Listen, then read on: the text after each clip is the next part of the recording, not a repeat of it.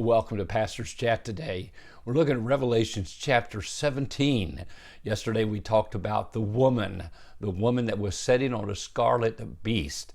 And as we've kind of given a summary of the entire chapter, we believe the woman to be the apostate church, the true church, the pure church, the church of Jesus Christ, got caught up in the rapture. And only left on earth was the apostate church, the church that had fallen away, the compromising church, the church that really didn't believe the Bible. It was a hodgepodge of all the ecumenical religions of the world put together, and the Antichrist is going to use that church, that one world religion, to help himself rise to power at the beginning of the tribulation. So yesterday was the woman, today it's the beast.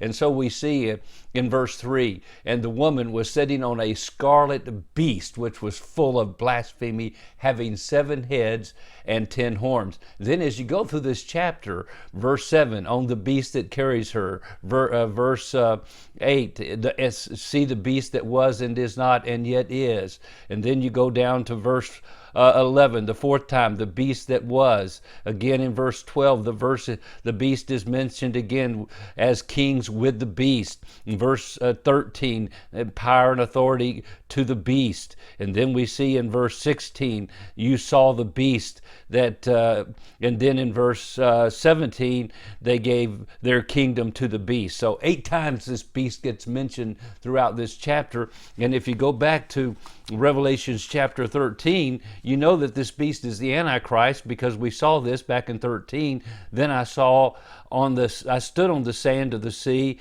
and I saw a beast rising up out of the sea, having 7 heads and 10 horns, and on his head a blasphemous name. So we saw that beast there, who we believe is the Antichrist at the first part of the tribulation. And then we also, in 2 Thessalonians chapter 2, we're told that this beast has, of course, 3 names. In 2 Thessalonians chapter 2, he's called the man of sin, the son of perdition, in verse 3. Don't you know, let no man deceive you by any means, for that day will not come unless the falling away comes first, and the man of sin is revealed, the son of perdition. And he's going to oppose, he's going to go in the temple in the next verses. The mystery of lawlessness in verse 7 is already at work. And then in verse 8, then the lawless one will be revealed, whom the Lord will consume with the breath of his mouth and destroy with the brightness of his coming.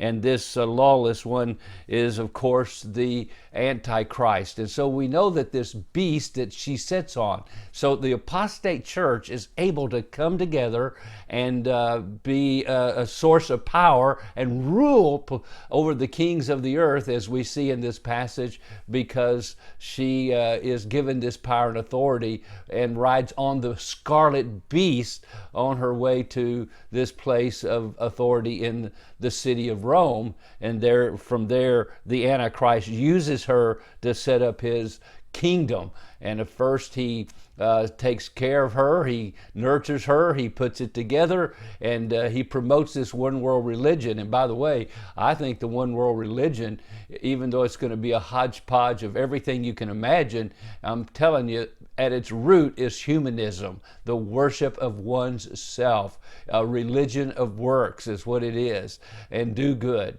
And people feel like they're worshiping, but there it is in Rome, the seat of this religion. And so we see this beast.